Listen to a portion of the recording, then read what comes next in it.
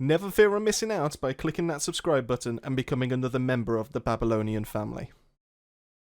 Good day, Babylonians. My name is Songs of Rays, and thank you very much for tuning in today to find out about a new build for the Technomancer. Now, this build has been around for a little while now. It's always been the meta. It's been the best way to run a Technomancer class. That's right, this is the ultimate firepower Technomancer. You're going to require some tier 3 mods, you're going to require some legendaries, so it's going to look very, very similar to the budget one that we've done before, but this just takes it to a whole new level, and we will be seeing crits that in excess of 1 million, and that's without a debuff pyro. So strap yourselves in, let's get on with it. So first and foremost, we're going to talk weapons. Wow, as a Technomancer, you'll want something that's for long range. You want something that's going to be burst firing, because we want to be able to get as much damage in as possible. Now, the purple burst rifles are perfect for this when it comes to assault rifles, and that is what we're going to primarily use, and I would recommend using. Now, obviously you've seen in the videos I've used the Earthborn Renegade because I managed to get a nice high rolled one before the patch went through, but you can still use that, don't get me wrong, it's still going to be decent, it's still going to help you get through, but I don't think you can get to the 90k kind of variance anymore. So what you're going to want is any kind of burst rifle, and I would recommend that you get something that comes with crit damage and also comes with long range damage. The third one that's in there, you can get away with anything. Close range damage is a great plus to have on this, but as long as you've got those crit damage and that long range, that's primarily what we're going to be focusing on, because that's going to enhance everything to do with this build. So we're going to see my Earthborn Renegade because it rolls with that.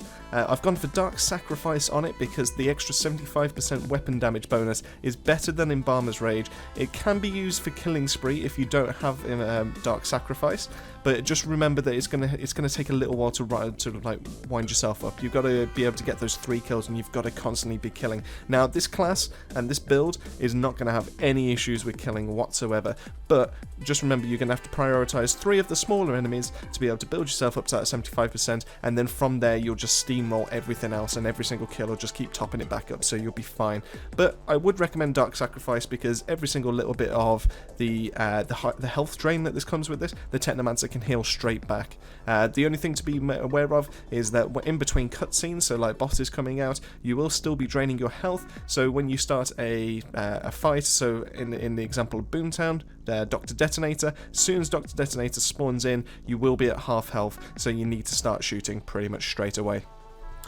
As for a secondary, you can get away with anything because, let's be honest, we're not going to be swapping over to our secondary, and you won't need to if you're playing this build correctly, because you will have unlimited blighted rounds, and I'll show you how you get to do that a little while. So I've gone for a Death Shield that comes with Fortress, and then I've put Shadow Comet on there as well because I like the idea of Shadow Comet. I love the fact that you can spawn more than one comet depending on how many people you hit, and it gives you a nice little bump of DPS if you ever do need to fall back onto something, just to be able to keep your damage going, and Shadow Comet does a great job of that, I feel. So that's going to be what I recommend, but like I said, you can put anything in here because you should never need to fall back onto your secondary weapon.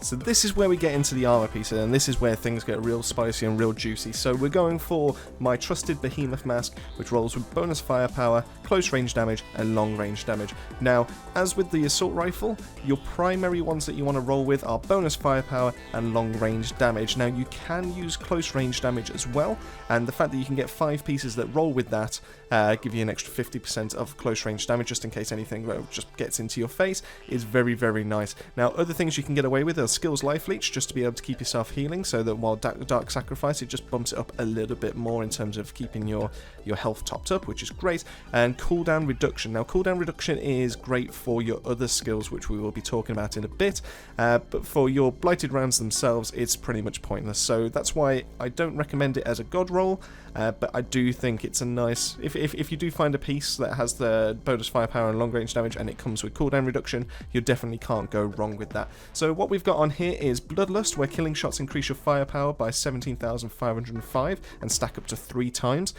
Because of how much you're going to be killing, this is going to be brilliant in terms of bumping yourself up, and you'll see a massive increase in damage just from all that firepower that you're going to be gaining from that.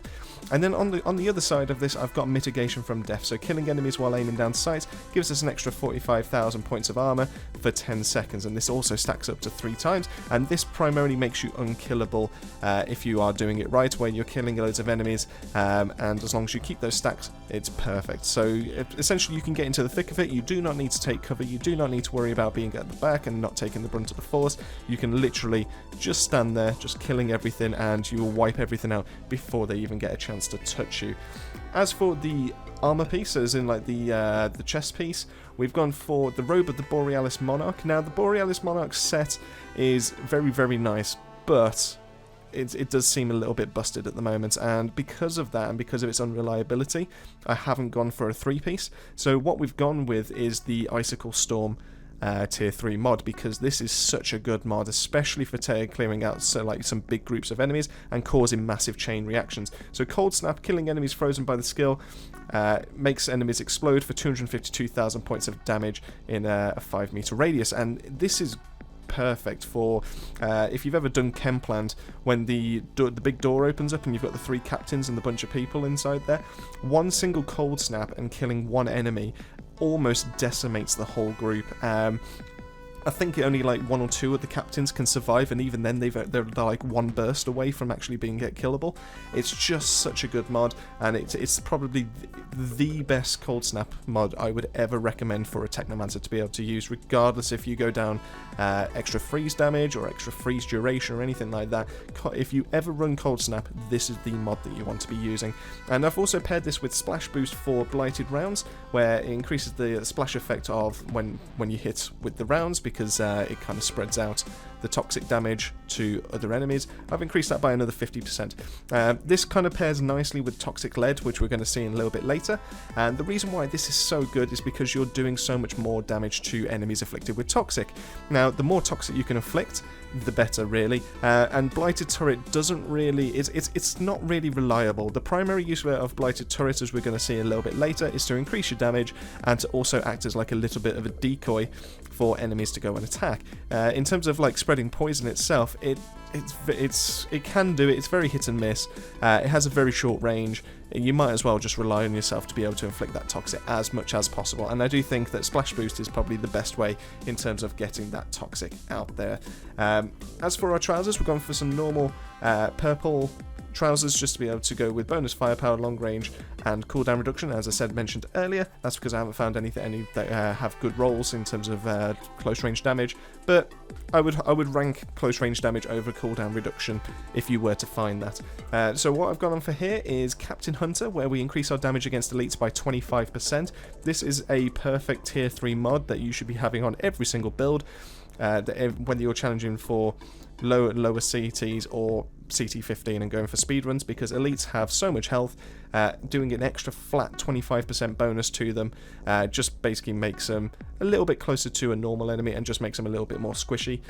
We've also gone for Radical Therapy, where we deal 15% more damage to enemies afflicted by Toxic. This falls back to the Splash Boost, and the fact that we will just be dealing almost that 15% on a constant, which is just great, I think, and it's just that's almost like a must-have for any kind of toxic firepower Technomancer, for any kind of blighted rounds that you're going for. Moving on to the gloves, we've gone for a purple pair that goes with bonus firepower, long range damage, and some skills life leech, just to be able to help us offset a little bit more towards that dark sacrifice, which is great. In terms of the actual mods, we've gone for Euthanizer, where we deal an extra 25% more damage to enemies afflicted by Toxic, and this does stack with the 15%, which is great because now we're dealing an extra 40%. It also might be multiplicative. I have tried contacting People Can Fly just to try and find out what kind of formula there is for the damage numbers that actually do pop up, and I haven't been able to get a definitive answer just yet, so hopefully if I keep pushing, maybe I'll be able to get one. So it's either a case we're doing an extra 40% or we're doing 15%, and then 25% on top of that figure from the 15%. So, and we've also gone for Dum Dum Bullets, where it increases our assault weapon damage by 10%. Now, this one is the one that I would potentially change if I could do. I haven't been able to get myself a good pair of gloves to be able to replace this. I've had these gloves for a long time, and these are the best ones I've ever come across for the well, just on my Technomancer period.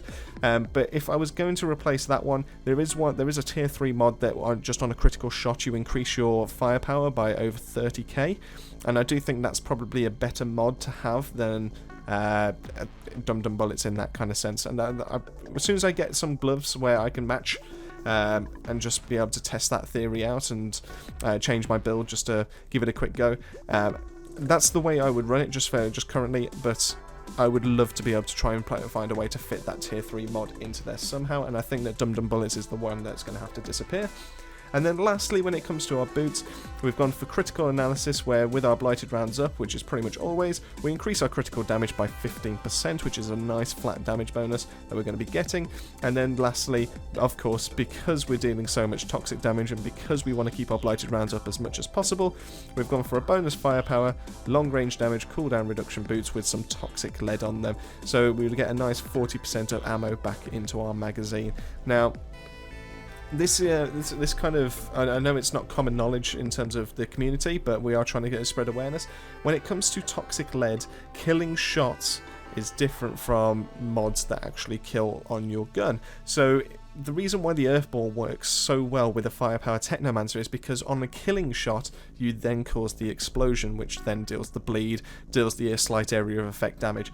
Whereas when you use something like the Inferno Seed, it's on critical hits you're causing your fiery explosion to go off, and if the mod is what kills the enemy, then you do not get your ammo back into your gun. So it's worth just pointing that out. There's a reason why I go for purple assault rifles that have killing shots on them in terms of their mod and dealing a little bit of area effect, but just be aware that if you do use the Inferno Seed, which is a great replacement, just be aware that if a critical shot and the explosion kills the enemy, then you will not be getting your toxic lead rounds back into your gun, and that has caught a few people out. So looking at the skills that we're actually going to take into the expedition, we've got Blighted Turret, where we've got a really fast, really nice cooldown on this of 5.6 seconds. Now that's good, that's really good, and to be fair, anything that's less than 10 seconds, you'll be golden with this. There's a reason for that, and we'll get onto that when it comes to the skill tree. But just know that this deals toxic damage, inflicts a tiny bit of damage as well, just by itself, but also any enemies will, instead of attacking just yourself, if you're playing solo, they will actually go after the turret, which is very nice. Cold Snap is obviously pairs really nicely with the Robe of the Borealis Monarch that we've got, and this is a 23.4 second cooldown that we've currently got on this build. I would like to get that a little bit lower if I could do, because this is a very nice utility or get out of jail kind of free card, and it just works wonders with this build, but you'll have seen that in the gameplay that's in the background. And then lastly, we've got Blighted Rounds, where we inflict toxic, and also enemies that are nearby receive 50% of the damage that you're inflicting, as well as toxic. So that's the reason why we have splash damage or splash boost when it comes to the tier 3 perk that we've got on it. So moving swiftly into the class tree, we've gone for a primarily top tree pestilence kind of build, and that's because that focuses mostly on your toxic damage, but also gives you the most actual firepower damage as well in terms of gun damage. So we've gone for the capstone, which is empowering antenna, and the reason why we've done that is activating a decay skill, so either your blighted turret or your blighted rounds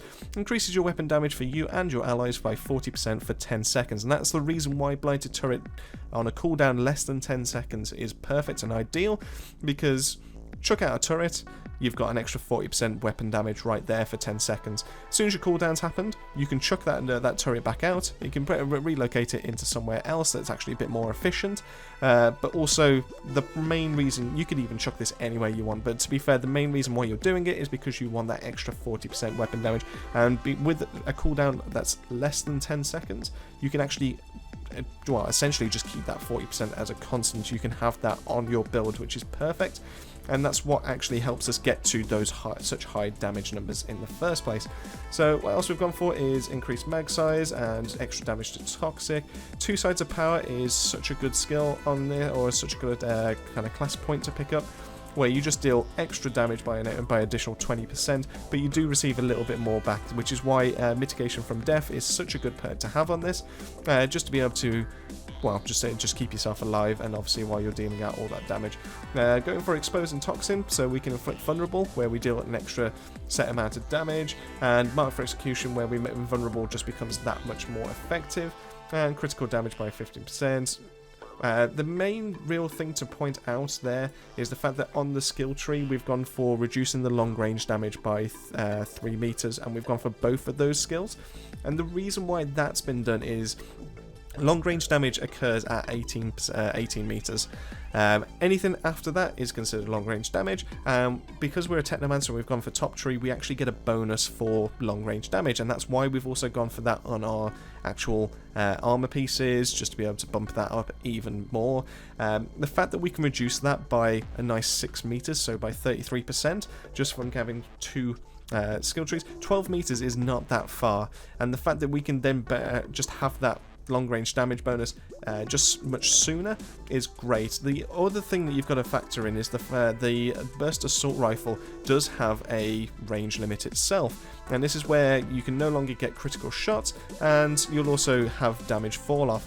Now, essentially, when it comes to long range damage, you're trying to find that nice little gap, that nice little bracket, that nice little window where anything up to 18 meters, usually you wouldn't be dealing your extra damage, and then anything from 18 meters onwards, if I quickly go check back to the gun itself, it has a range of 42 meters on my current Earthborn Renegades.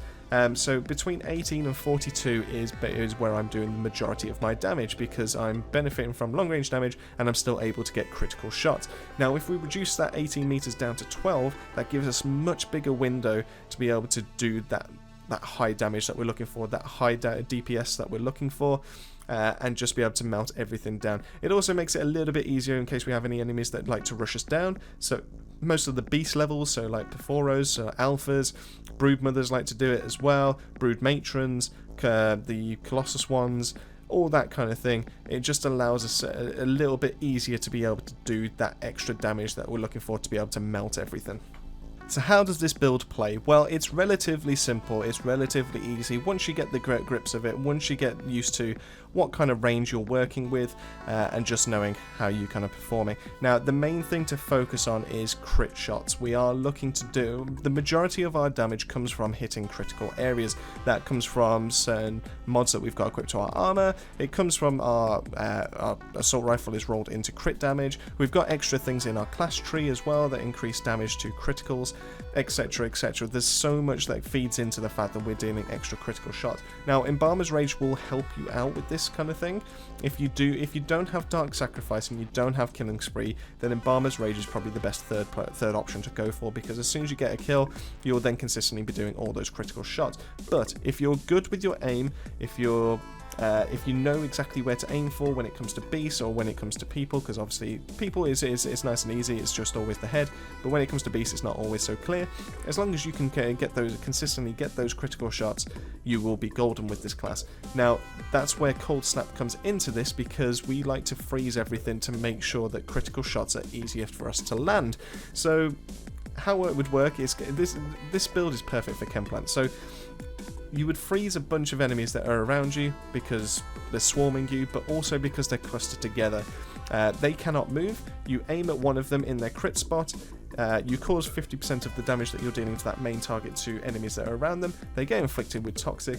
You then kill them. The Cold Snap mod then activates to do the 250,000 points of damage, but actually gets amplified by the fact that you've inflicted Toxic to them, so you're doing extra damage sources to them through the fact that Toxic's applied. They all detonate, and you've wiped out a bunch of enemies because you've managed to freeze them all in place. Now, how I like to start fights is at the very, very start of an expedition, I won't activate my blighted rounds until I get out the gate. The reason why is because I'm already benefiting from the 40% weapon damage. As soon as I activate that blighted rounds, so I might as well wait until I can actually physically shoot something. Once I know I'm getting a bit close to maybe the 5 second mark, the 6 second mark, I will chuck out a blighted turret.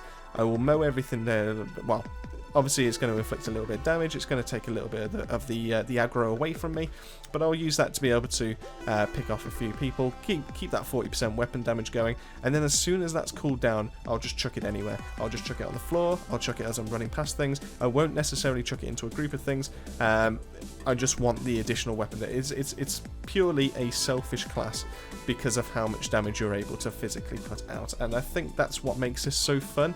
This build isn't for anyone that likes using skills to be able to get damage. This isn't for example, like a Devastator main to come over to. This is a completely different style of play, to the point of you're so far away from enemies that you're just trying to pepper them with damage, and as a Devastator you wouldn't have been able to even tickle them in the first place at that kind of range. So that pretty much wraps up what the ultimate firepower Technomancer build is for you, and I hope I've done a great job in explaining why we have certain mods, why we have certain armor pieces, why we have certain guns, and how it all kind of ties in together, especially with the class build as well. Hopefully I've done a great job of convincing you that this is probably the best build, if not one of the top 3 best builds that is in this whole game across all classes. And when you actually consider what is being used for Eye of the Storm currently, it's mainly a debuff pyro type but with a firepower Technomancer. So this is part of one of the core duos in terms of builds, and it's just so good. I hope it doesn't get nerfed. It was so much stronger before the nerfs came in, where back in the old days where People Can Fly just nerfed a few things straight to the ground. This was so much stronger, but it doesn't mean it's terrible. It's still one of the best builds that's out there, and I hope you managed to give it a try. I hope you managed to get all the builds and all the pieces that you need together to be able to show how fun and how quick you can actually complete expeditions. And this build can easily carry 2 other teammates on a CT-14-15. As long as your skill is there to be able to pick up the critical shots, it can definitely be done, because I've done it myself with Damwaz and with Benzo. So give it a go, pick it up, give it a try, and if you do feel like there's anything else that you would amend apart from the one that I've mentioned with Dum Dum Bullets, just drop us a comment in the comment section below, and we'll see if we can make this build even better than it currently already is. I'm sorry I've had to loop so much of the gameplay in the background. There was just so much to talk about and just explain that I just didn't have enough footage because this build just does it so quickly. So I've had to loop 2 of the expeditions over and over again just to be able to show you how good it is. But I hope you pick it up, I hope you've enjoyed, and I hope you've learned something useful with us today. If you have, please drop us a like, drop us a subscribe. It would mean the world to us. I know there's a massive bunch of you that are just watching these build videos, and you could just all you have to do is just click that subscribe button, put a smile on our face, and then get to see what the next builds that are going to be coming out with. I do have a great one coming up for you where I actually can make pistols viable, and I believe this is the only pistol build that's actually done a CT-15 that's been recorded on YouTube. So fingers crossed, keep your eyes out for next week for that one to be heading your way, and yeah, just says let's have a little bit of fun with it. So keep yourself safe, keep yourself well, and I'll see you on that next video.